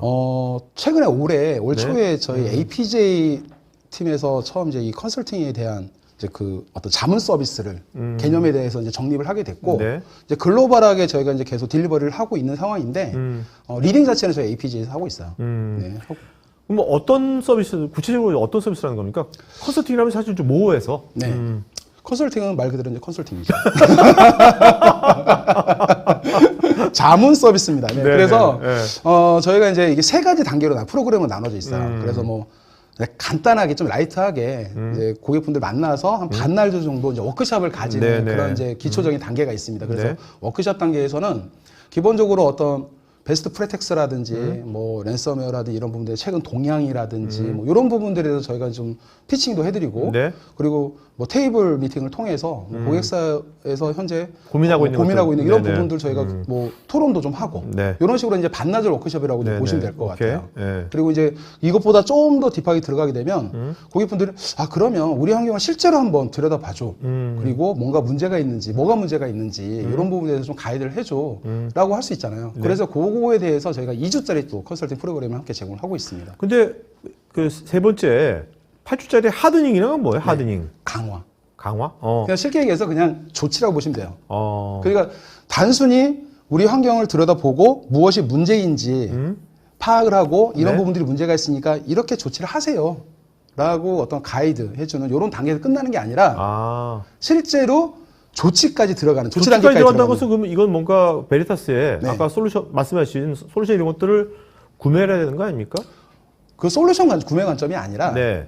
예를 들어서 뭐 백업 정책이 뭐 잘못돼 있다든지 아, 그러면 아시, 그런 아시, 부분들을 아시. 저희가 아. 직접적으로 거버넌스 관점에서? 그렇죠. 예를 들어 보안 관점에서는 좀 개선해야 되거나 네. 뭔가 그런 포인트들이 있다라면 네네네. 그쪽 담당자하고 실제 인터그레이션 해서 그거를 뭔가 하드닝 하기 위한 네. 그런 절차까지도 오케이. 들어가는 그런 단계를 말씀드립니다. 자, 이런 게 네. 그러면 뭐 오늘 이제 설문조사를 할 텐데 설문에서 시청자분들께서 우리 컨설팅 받고 싶다 네. 하면 뭐 무료로 해주는 거예요? 일단은 그 워크숍 프로그램 같은 경우에는 저희 파트너사를 통해서 요청을 주시게 되면 네. 일단 무상으로 저희가 딜러버리를 해드려요. 네. 그런데 이제 2주 프로그램부터는 이제 비용이 발생을 합니다. 네. 자, 그러면 사실 다음번에 나올 때는 네. 컨설팅에 담당자분도 같이 나오시는 것도 좋을 것 같아요. 사실 지금 이 카메라 밖에서 네. 열심히 지금 댓글을 달고 계십니다. 달고 계시는데 카메라에 대한 두려움이 계셔가지고 네, 제가 네, 오늘 네. 카메오 출연도 요청을 드렸었는데 네. 극구 거부를 하시더라고요. 네. 네. 뭐 오늘 이제 보셨으니까 네. 별거 아니다. 다음번에 나올 수 있을 것 그럼요. 같아요. 네. 네. 누구라도 할 수 있습니다. 알겠습니다. 네. 자, 그러면 이제 Q&A 시간 갖도록 하겠습니다. 질의응답 시간 갖도록 하겠습니다. 여러분, 그리고 지금 설문조사 하고 있으니까요. 설문에 계시면 저희가 궁금한 것도 아까 컨설팅 문의라든지 아까 그 반나절 네네. 워크숍 같은 것들은 네네. 설문에 여러분들 신청하시면 될 것 같고요. 그 부장님들 답변해 주시면서 좋은 질문해서 세 분 이름 좀 기억해 주세요. 알겠죠? 여러분, 그리고 여러분 질문에 대해서 베리타스의 지금 전문가분들께서도 그 답글을 달아주고 계시니까요. 개별적인 답글도 체크해 보기 바랍니다. 최병수님, PC에 MS 원드라이버, 구글 드라이브 연결되어 있으면 랜섬웨어 감염되나요? 지금 답글이 3개나 달렸는데요. 네, 네. 충분히 가능하죠. 네네. 네, 왜냐하면 랜섬웨어가 어느 경로를 통해서 유입이 될지 몰라요. 내가 단순히 내 PC에서 접속한 웹사이트를 내 PC에서 어느 웹사이트를 접속을 해야지만 이렇게 해서 감염된다? 이게 아니에요. 네. 연결되어 있는 원드라이브에 랜섬웨어 감염되어 있는 파일이 저장이 어떤 식으로든 저장이 되어 있다라면 걔를 통해서 들어올 수도 있는 거죠. 네네. 네. 김현빈님, 랜섬웨어를 방어하는 방식이 궁금한데요. 패턴을 통해서인지 AI 학습을 통해서 방어를 하는지 궁금하고, 새로운 형태의 랜섬웨어 공격에 대해서는 최초 접촉자는 감염될 수밖에 없을 것인데, 이때 어떻게 효율적으로 감염 확산을 막아줄 수 있을까요? 이거는 이제 보안 솔루션 업체에 질문을 하셔야 되는 내용이에요. 네, 그렇죠? 네. 저희는 네. 이제 그렇죠. 랜섬웨어 감염됐다는 걸 항상 가정하는 거죠. 그렇습니다. 케이스를. 네, 그렇기 때문에 랜섬웨어 피해가 발생하는 그런 상황을 대비하기 위해서 네. 복구를 해야 되니까 데이터를 안전하게 보호를 하셔야 됩니다. 그리고 리스크를 사전에 찾아서 조치를 하셔야 됩니다. 이런 식의 이제 가이드라인을 제공해 드리는 거고 네. 실제로 랜섬웨어 공격을 저희가 막는 건 아니에요. 네, 그렇죠. 이거는 앞단의 보안 솔루션들이 이제 하게 되는 네. 겁니다. 근데 네. 이 김현빈님 그 질문 내용을 보니까 표현한 걸 보니까 요새 코로나 때문에 이게 감염이라든지 굉장히 어떤 이런 너무 익숙한 단어예요. 네, 익숙한 네. 단어들이 네. 너무 익숙해진 거예요. 네. 슬픈 것 같아요. 약간 저도 뭐 좀. 잠복기 이런 표현 안 씁니다. 네. 약간 자, 그다음에 그 한관주님 직원들 회가 뭐지? 직원들 회가 개별 메일로 발생되어 들어온 회사. 회사. 네, 네. 직원들 회사가 개별 메일로 발생되어 들어오는 랜섬웨어를 사전에 차단이 가능할까요? 이거는 이제 솔루션을 통해서 회사 자체에서 이제 막아야 되는 거죠. 웹사이트를 네네. 막 차단한다든지 이제 그런 식으로 해야 되는 거죠. 네. 많아요. 오늘 뭐 보안에 대한 것은 사실 오늘 부장님께서 답변한 건 네, 네, 아니니까 네, 보안에 네. 대한 질문 스킵하겠고요. 네, 김태형님, 최선이 복구라는 점에 적극 동의하는데요. 베리타스의 백업 및 복구 시스템에 타사 대비 랜섬웨어에 잘 대응할 수 있는 장점은 어떤 것이 있을까요? 제가 이제 중간중간에 말씀드렸어요. 하드닝이 필요합니다. 뭐냐면 운영자 입장에서는 죄송합니다. 운영자 입장에서는 백업된 데이터, 그러니까 백업 사본에 대한 무결성에 대해서 믿음, 신뢰를 가지고 가셔야 돼요. 네. 그렇죠? 백업은 해놨는데 데이터를 사본을 만들어놨는데 얘는 어떤 식으로든 뭔가 사이버 어떤 침해 사고가 발생했을 때 훼손이 될 수 있을 것 같아 라는 그런 가정만 들어도 사실 이거는 완벽하지 않은 거죠. 네네. 베리타스 같은 경우에는 아까 어플라이언스의 어떤 하드닝이 된 기법이라든지 이런 부분도 말씀드렸는데 그런 부분들 때문에 해커 자체가 백업 환경을 접근할 수도 없고 뭔가 피해를 입히려고 시도 자체를 할 수가 없게 되는 거예요. 그러다 보니까 관리자 입장에서는 완벽하게 문제가 생겼을 때 백업만 잘 되고 있다라면 문제가 생겼을 때 바로 데이터를 복구할 수 있다라는 그런 신뢰를 가지고서 안정적으로 운영을 할 수가 있게 되는 거죠. 네. 이종우님, 백업할 경우에 원 시스템에 대한 부하가 없는지 궁금하고요. 운영 중에 리스토어도 가능한지 궁금합니다. 일단 부하 관점에서는 어떤 솔루션도 부하가 없을 수는 없어요. 그렇죠? 근데 그 부하를 최소화하는 게 가장 큰 목적인 거고 시스템의 동작 상태에 따라서는 이 부하가 발생한다는 정도의 차이도 조금씩 있을 수 있어요. 네. 하지만 기본적인 컨셉은 큰 부하를 발생시키지 않고 백업할 수 있는 그런 이제 아키텍처가 다 되어져 네. 있습니다. 이광희님, 일부 HCI 밴더에서는 HCI 자체 실시간 백업으로 랜섬웨어 발생 시에 감염 전의 상태로 복원이 가능하다고 하는데요. HCI 자체 백업의 공간은 OS 레벨이 아니라고 하는데 이러면 이것은 에어갭에 해당될까요? 에어갭이 아니라고 봐야죠. 네, 왜냐하면 저거는 어떻게 보면 약간 스냅샷 개념인 거죠. 네, 그렇죠. 그렇죠. 그렇기 때문에 에어갭하고는 좀 거리가 있다라고 볼 수가 있고요. 그리고 문제는 백업이라는 거는 사실 랜섬웨어 피해만 대비하는 게 아니에요. 굉장히 다양한 그런 그렇죠. 데이터 유실이라든지 뭐 손실이라든지 어떤 해킹 피해뿐만 아니라 태풍, 지진 같은 그런 재해 상황 이런 모든 상황에 대비하기 위한 게 백업이거든요. 네네. 근데 단순히 아까 말씀드린 것처럼 저런 식의 어떤 그냥 스냅샷이라든지 그런 부분들은 약간 포인트 솔루션. 딱 요거 한 가지에 대해서는 가능하겠지만 다른 쪽은 다른 인프라는 또 네네. 안 되잖아요. 그러면 관리할 솔루션들이 굉장히 많아지게 되겠죠. 네. 그럼 오히려 어떻게 보면 저런 솔루션들이 증가하면 그 안에서 또 다른 리스크가 생길 수도 있어요. 네. 그러니까 이제 개별적으로 세션 다 뜨면 맞습니다. 나중에 뭔가 전체적인 통합적으로 복구해야 될 텐데. 그리고 이제 에어겟 측면에서 저렇게 만약에 스냅샷 생성이 됐을 때 그것들을 아까 말씀드린 것처럼 완벽하게 격리된 상태로 어딘가에 보관을 해야 돼요. 네네. 예를 들어 넷백 어플라이언스처럼 완벽하게 하드닝이 된 그런 뭐 하드웨어가 아니라면 아까 말씀드렸죠. 뭐 테이프 미디어로 이거를 데이터를 다시 사본을 만들어서 보관을 해야 되는데 HCI 플랫폼에서 테이프 장치를 지원하지는 않거든요. 네. 그렇다면 뭔가 또 다시 서드파티 솔루션들이 필요하게 될 겁니다. 지종호님, 에어갭 백업 시에 랜섬웨어 감염은 방지되어 좋은 방면에 실시간 백업, 자료 복구 속도, 변경된 자료만 증분 백업 작업이라든지 백업 전체 자료 압축률에는 지연 등의 영향이 없는지 궁금합니다. 뭔가 지금 내용이 약간 좀 믹서가 되어 있어요. 네, 그게 무슨 얘기냐면 백업의 관점과 어, 에어갭의 관점은 네. 뭐 비슷하지만 다른 개념인 거예요. 그러니까 백업이라는 거는 원본 운영 데이터에 대한 사본을 생성하는 행위가 되는 거고요. 에어갭은 이렇게 생성된 사본을 관리하는 방식에 대한 방법론인 거죠. 그렇죠? 근데 말씀 주신 것처럼 뭐 백업을 자료하고 복구하고 뭐 증분 백업, 뭐 전체 백업, 뭐 압축률 뭐 말씀하셨는데 저거는 사실 리소스, 환경 이런 거에 따라 다 어느 정도 차이가 있을 수 있기 때문에 뭐 즉답으로 하기에는 좀 어려움이 있을 알겠습니다. 것 같습니다. 주용국님, 백업 관리자 PC가 해커에게 탈취되어도 백업 데이터를 보호하는 기능이 가능할까요? 관리자 PC가 해커한테 탈취되었다. 어떻게 보호할까요? 만약에 이 해커가 그 안에 백업 저장되어 있는 백업 저장된 백업 데이터에 접근해서 뭔가를 막 하려고 하는데 접근이 안 돼요. 그렇죠. 만약에 PD님이 해커라면 어떻게 하시겠어요? 내가 관리자 아까 여기 탈취하면 네. 되는 거 아니에요? 그러니까 관리자가 탈취하면? 했는데 이걸 백업 데이터를 훼손을 시켜야 되는데 만약에 네. 훼손이 안 돼. 그럼 어떻게 하시겠어요? 해소이 안 되면? 네, 저 같으면 서버를 그냥 무용지물로 만들어 버릴 것 같아요. 아, 서버 자체를. 그렇지 않나요? 아, 네네. 네, 어떤 식으로든 해커는 피해를 입혀야 되는 거니까. 네. 자, 그 다음에, 이교님, 네트워크상의 서버 백업 도중에 망 라인이 분리되는 경우 백업 정책과 망 복구 시 백업 정책 특징을 알고 싶습니다. 일단 망복구는 사실 저희가 해드린다기에는 좀 애매하죠. 네, 일단 망벌리 환경이라도 저희가 뭐 백업 솔루션을 다 제공해드리고 구축해줄 수 있는데 망분리 환경이라면 서로 이제 다른 망이고 그렇기 때문에 백업 시스템을 분리를 할 수도 있고요. 네. 아니면 하나의 백업 시스템이지만 그 안에서 어떤 완벽하게 격리된 네. 세그먼트화된 이런 어떤 뭐라고 해야죠? 뭐 컨테이너 기반의 어떤 버추얼 어플라이언스 같은 걸 만들어서 각기 다른 망을 서로 이렇게 보호하게끔 구성을 한다든지 뭐 그런 식의 전략도 가능합니다. 네.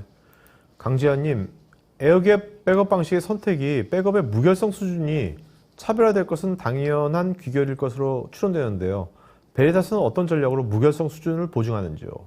이미 그 세션에서 말씀드렸던 것처럼 그 넷백업 어플라이언스에 기본적으로 하드니 된 그런 여러 가지 보안 설정이라는 이런 부분들 때문에 단순히 뭐 테이블을 이용해서 소산을 해야지만 에어갭 상태로 유지해 드릴 수 있는 게 아니라 어플라이언스 간의 데이터를 복제해도 충분히 에어갭 형태로 저희가 데이터를 유지를 시켜 드릴 수 있다는 거죠. 근데 그래도 우리는 그냥 테이블 이용하고 싶어. 그러면 테이프 장치 연결을 해서 테이프로 사본도 가능합니다. 네네. 그리고 네트워크로 데이터를 복제한 다음에 복제된 위치에서 테이프로 다시 또 사본을 내린다든지 이런 작업도 충분히 다 가능하다는 거죠. 이 교수님, 기업에는 복구해야 할 많은 서버와 PC가 있는데요. 데이터 로스를 최소화하기 위해서는 IPO를 최소로 설정했다면 백업 주기도 짧아야 하는데 이렇게 될 경우 잦은 백업이 서버나 PC에 성능에 영향을 줄 수 있지 않을까요? 또한 백업 솔루션의 저장 공간이 많이 필요하고 복구 시 많은 시간이 소요될 것 같은데 이에 대해서 답변을 주신다면. 백업을 자주 돌린다고 해서 백업량이 많아지진 않습니다. 그게 무슨 얘기냐면 하루에 한 번 백업을 하는데 예를 들어서 10테라가 네. 백업이 돼요. 제가 좀 많이 잡았나요? 1테라로 할게요. 그럼 1테라가 백업이 된다고 가정을 할게요. 그러면 요거를 하루에 한 번이 아니라 한 2시간에 한 번 백업을 하게 되면 그러면 하루에 6번 정도가 그렇죠. 12번이 백업되는 거죠. 24시간 하니까. 그러면 이 10을 12로 나눠서 조금씩 백업을 한다고 보시면 돼요. 네네. 그리고 요즘에 중복 제거 백업 기술이 많이 뭐 사용을 하고 계시잖아요. 이미 백업 받은 데이터와 중첩되는 부분들은 스킵이 되겠죠. 그렇죠. 네. 네. 백업하는 양이 물론 뭐 2시간 전에 뭐 백업했을 때와 지금 보니까 그 사이에 데이터 변경이 발생해서 새롭게 또 추가적으로 백업되는 양이 있을 수는 하겠지만 그러니까 변경된 부분만 하는 거고 그렇죠. 또 중복 제거 되는 거니까 굉장히 그렇게 늘어나지 않아요. 네, 네. 그리고 백업 시간 자체에서도 백업 주기를 짧게 가면 백업할 양 자체가 줄어들기 때문에 네. 백업 시간이 짧게 끝나요. 백업 시간이 짧게 끝난다는 거는 운영 서버에 가해지는 부하가 최소화될 수 있다는 거죠. 네네. 네. 한과주님, 랜섬웨어 예방이 백업이지만 백업을 했더라도 다량의 고객 정보를 취급하는 직원이 랜섬웨어에 노출되었을 경우 정보 유출로 인해 받을 수 있는 회사의 피해는 어느 정도 될까요? 죄송합니다. 제가 계산기를 안 가져와서 네네. 답변드리기 어려울 것 같습니다. 네. 뭐 이렇다고 이 직원이 감염됐다고 하더라도 네. 이것을 잘 백업이 돼 있으면 되는 거잖아요. 아까 다양한 루트로. 사실 요거에 대해서 아까 제가 슬라이드에서 말씀을 드리고 싶었던 내용이 하나 있긴 했었는데 제가 미처 네네. 말씀 못 드린 내용 중에 하나가 뭐냐면 요즘에 이제 그 데이터량이 많이 증가를 하잖아요. 그런데 이 증가되는 데이터에 따라서 스토리지 요구사항도 굉장히 늘어나고 있는 게 사실이고 그런데 이제 실제로 보게 되면 이 스토리에 저장된 데이터의 한 최 40%도 못 되는 양만 기업의 어떤 생산성을 제공할 수 있다고 얘기합니다. 네. 나머지는 다 쓸모없는 데이터라는 네네. 거죠. 그런데 더 웃긴 거는 그러한 데이터들을 효과적으로 찾아서 뭔가 생산성에 활용할 수 있는 방안이 필요한데 그런 환경을 구축하고 있는 기업들이 그렇게 많지 않다라는 것과 문제가 되는 거고 그런 류의 데이터들이 거의 90% 이상이 다 비정형 데이터라고 해요. 네네. 근데 뭐 잘 아시겠지만 뭐 유럽의 GDPR이라든지 우리나라의 개인정보법이라든지 이런 부분들 때문에 기업에서는 이제 어떤 고객의 그런 개인 정보들이 어디에 있고 어떻게 관리되고 있고 이런 부분들을 추적하고 관리할 수가 있어야 되는데 이 비정형 데이터 안에는 굉장히 많은 개인 정보들이 포함이 되어 있을 건데 네. 우리 기업의 생산성을 제공해 줄 수 있는 데이터가 어떤 게 있는지도 제대로 관리가 안 되는 상황이기 때문에 굉장히 무방비로 노출이 되어 있는 거죠. 해커들이 들어와서 개인 정보를 가져갈 수 있는 위험이 충분히 있습니다. 근데 그걸 가져갈 수 있는 방법도 굉장히 많이 있다라는 거고요. 이러한 스토리지에 그냥 무방비 상태로 저장되어 있는 이런 비정형 데이터에 대해서도 뭔가 관리를 하고 사전에 예방 조치를 취하는 게 굉장히 중요하다고 볼 수 있죠. 네. 최지준님, 랜섬웨어 대비해서 니어 라인에 백업 단계를 하나 더 두는 것이 효과적일까요? 전부 백업할 이유가 없어서 그런데. 뭐. 백업이라는 거는 사실 업무라든지 그런 데이터의 중요도에 따라서 백업 방식을 다르게 적용할 수 있어요. 예를 들어서 말씀하신 것처럼 니어 제로에 가까운 그런 업무다. 복구가 필요하다. 네. 예를 들어서 장애가 발생을 했을 때 직전 상황을 가야 된다. 니어 제로에 가까울 수 있죠. 네네. 이런 경우에는 업무 중요도에 따라서 뭐 스토리지 복제라든지 이중화로 가야 되는 경우도 있고요. 네. 그게 아니라 그러면 어떤 CDP, 실시간 백업을 적용해야 되는 상황이 있을 수도 있어요. 니어 제로에 가까울수록 그에 대한 데이터 보호 비용이 굉장히 많이 올라갑니다. 네네. 그렇죠. 그렇기 때문에 모든 환경의 모든 시스템을 니어 제로의 그런 수준으로 보호할 수는 없어요. 네. 그렇기 때문에 이제 정말로 중요하다라면 그런 시스템들은 그런 솔루션을 적용하는 게 맞습니다. 김진명님, VM웨어의 액티브로 구성된 클러스터 VM도 백업이 가능한지요? 가능하죠. 왜냐하면 저희는 VM 단위로 동적 스냅샷 백업을 하니까 얘가 클러스터 구성이 돼 있어도 저희는 충분히 가능합니다. 네.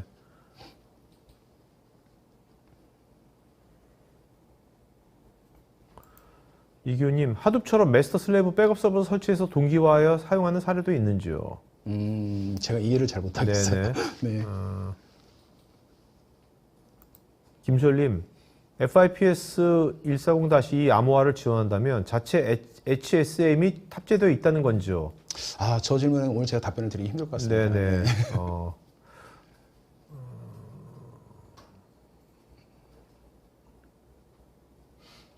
질문이 굉장히 많습니다. 네네. 권태호님, 내부 자료 유출 방지를 위한 백업 데이터 삭제 불가 기능이 있는지요? 또한 백업 관리자에 의해서 백업본이 삭제되더라도 데이터가 시스템에 강제적으로 존재해서 원본 데이터 복원이 가능한지요? 일단 아까 제가 그 웜 스토리지 말씀드렸죠. 네. 액세스 어플라이언스 같은 경우에는 웜 기능이 있습니다. 그리고 얘를 백업의 2차 스토리지도 사용할 수 있기 때문에 네. 만약에 웜 기능이 필요하다면 내 백업 어플라이언스를 통해서 뭐 빠르게 백업을 하고 그 웜 스토리지에다가 2차 서버를 만들어서 에어갭 상태로 유지를 하는 거죠. 웜 네. 기능까지 적용을 해서 그런 식이 가능합니다. 박준필님, 앱타 솔루션이 대시보드 또는 통합 모니터링 툴과 연계가 가능한지요? 데이터는 어떠한 방식으로 연동이 되는지요? 다른 툴하고 연계가 되는 게 아니라 저희 솔루션 자체가 그 모든 걸 다 제공해 줄 수가 있는 네네. 겁니다. 네. 근데 그래도 기존에 뭔가 있다면 그 네네. 연동이 될 수 있을까요? 뭐, 필요가 없죠. 없는 건가요? 네. 네. 네. 근데 예를 들어서 뭐 SMS라든지 뭐 그런 솔루션도 그런 뭐는 저희가 SMS 솔루션 제공하는 건 아니니까 네네. 그 정도는 저희가 연동을 시켜드릴 수 있겠죠. 네. 한지호님, 앱타에서 여러 벤더 제품에 대한 메타데이터를 가져오는데 에이전트 리스 방식을 사용한다면 접근 제어 솔루션이 설치되어 있는 환경에서도 사용이 가능한가요? 아니면 별도의 네트워크가 있어야 사용이 가능한지요? 접근 제어 솔루션 안에서 뭔가 예외 정책을 만들어 줘야 되겠죠. 아, 네. 네. 정용배님, 장애 발생 시에 이장 시간 및 데이터 복구 조치하는 데 소요되는 시간은 어떻게 되는지, 그리고 데이터 복구 동안에 서비스 제공 여부도 궁금합니다. 이장 시간이 뭘까요? 네. 일단 그 복구하는 그 소요 시간은 사실 사전에 예측하기는 어려워요. 근데 일반적으로 복구는 백업이 한 1.5배? 뭐 요 정도 그냥 감안합니다. 네. 그리고 이제 복구하는 동안 서비스가 가능하냐? 사실 DB 같은 경우에는 복구하는 중에 서비스가 안 되겠죠. 네네. 복구가 끝나야지 서비스가 됩니다. 네. 그렇기 때문에 아까 말씀드렸던 것처럼 아예 그냥 DR 비즈니스를 다른 위치에서 뭔가 재개를 시켜놓고 뭔가 네. 환경을 복구를 하기 위한 그런 프로세스가 필요하다는 겁니다. 김태형님, 말씀해주신 넷 백업이나 인포스케일로 백업 및 이중화가 구성된 환경에서 도입하게 되면 동일 벤더 제품으로 연동돼서 장점이 될 수 있는 포인트가 있을까요? 아무래도 포인트는 많이 있을 수 있죠. 기본적으로 뭔가 호환성이라는 이런 부분에 있어서도 뭔가 개런티가 될 수 있는 부분들이 있고요. 동일 제조사이기 때문에 뭔가 이슈가 발생했을 때 처리되는 속도라든 이런 부분도 굉장히 빨라질 겁니다. 네네. 그리고 이제 몇몇 기능들에 대해서는 서로 인터그레이션 되거나 뭐 이런 부분들도 저희가 베네핏 제공해 드릴 수 있고요. 네.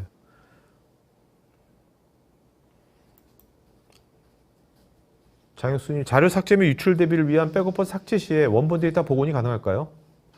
백업본을 삭제하고 원본 데이터를 복원한다고요? 네. 아, 네. 네.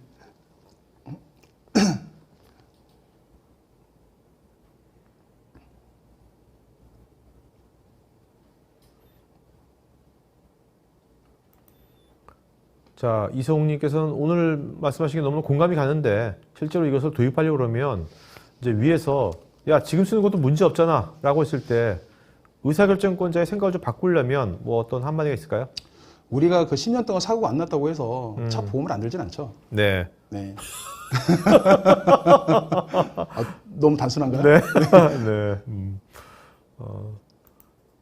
윤태호님, 넷백업은 암호화된 키로 클라우드 데이터를 제어한다고 하셨는데 이에 대한 설명 좀 부탁드리면. 암호화된 키로 클라우드 데이터를 제어하는 게 아니고요. 네. 클라우드 데이터를 저희가 넷백업을 통해서 백업을 해드리고 보호를 해드릴 수가 있다라는 거고, 네. 그리고 이제 클라우드 안에서 그런 식의 데이터를 백업을 했을 때 굳이 왜 넷백업을 사용해야 되느냐? 클라우드 시작하는 솔루션들도 있지 않느냐? 저렴하고 이렇게 말씀할 수도 있는데. 아까 제가 말씀드린 것처럼 클라우드로 어떤 워크로드가 넘어간다고 하더라도 그렇다고 해서 온프라미스에 운영되는 워크로드가 다 빠지느냐? 그건 아니라는 거예요. 네네. 결론적으로는 하이브리드로 간다는 거죠. 그러면 온프레미스에서 운영되는 솔루션 따로, 클라우드에서 운영되는 솔루션 따로 이렇게 관리하기는 현실적으로 어려울 수 있어요. 왜냐하면 상황에 따라서는 클라우드의 데이터를 온프레미스로 내려야 할 상황이 있을 수도 있고 온프레미스 데이터를 클라우드 넘겨서 또 뭔가 운영을 해야 되는 상황이 발생할 수도 있거든요. 네네. 그렇다면 두 위치에 있는 이런 아키텍처가 서로 연동이 될 수 있는 그런 솔루션을 유지가 돼야 된다는 거죠. 자, 오늘 Q&A 여기까지 하겠고요. 여러분들 적극적으로 참여해 주셔서 오늘 좋은 방송인 것 같고요. 부장님 오늘 좋은 질문 되게 많지만 네. 그래도 세 분 좋은 질문하신 분 좀 골라주신다면. 네. 이광희님하고 이광희님, 네. 최재준님, 최재준, 네. 네. 그리고 권태호님, 권태우, 최재준, 이강희. 네. 요 세 분은요, 저희 스태프 이메일로 본인 이름 주소 핸드폰 이메일 보시면 저희가, 스타벅스 기프트콘, 아니다. 그, 치킨 세트 보내드리고요. 여러분 설문하신 분 중에서 10분 추첨해서 저희가 스타벅스 1만원권 상품권 보내드리겠습니다. 설문 지금 마저 해주시면 좋겠고요. 컨설팅이라든지 요거 있으니까 워크샵, 원하시는 분들은, 설문에 그거 좀 요청하시면 좋을 것 같습니다. 자, 부장님 마지막 한 말씀 마치할까요? 네. 네, 요즘 코로나 때문에 사실 저희 회사도 지금 3개월째 재택근무입니다. 네. 네, 간만에 지금 PD님 보러 나왔는데 네네. 요즘 다들 그 코로나 때문에 굉장히 민감해하시고 최근에는 또 판교의 뭐 IT 회사에서 또 그런 일 때문에 굉장히 또 코로나 때문에 또 다시 민감해하고 계시는데 이럴 때일수록 다들 더 화이팅 하시고 네. 나중에 이 사태가 빨리 진정이 되면 좋은 모습으로 찾아뵀으면 좋겠습니다. 네, 알겠습니다. 자, 여러분, 코로나는 계속 되고 있지만, 어쨌든, 토크IT도 계속해서 여러분께 다양한 주제, 여러분들 제공해주고 있으니까요. 여러분들, 미리미리, 관심 있는 주제들은 미리미리, 등록하셔가지고 들으시면 편하게 들을 수 있습니다. 자, 그리고 여러분들 다음번에 만날 때 여러분들, 아직 실루엣만 있으신 분들은 실루엣 누르셔가지고 여러분 PC에 있는 이미지 파일 중에서 마음에 드는 거 올리시면 좋을 것 같아요. 자, 금요일 주말 잘 보내시고요. 다음 주에 뵙겠습니다. 여러분, 네, 오늘 고맙습니다. 네, 수고하셨습니다. 네. IT 전문 방송 토크IT에서 테크 분야별로 짧고 진한 시리즈 영상들을 편하게 골라서 보실 수 있습니다. 구글이나 네이버에서 한글로 토크IT 치시거나 토크IT.tv 사이트로 오시면 됩니다.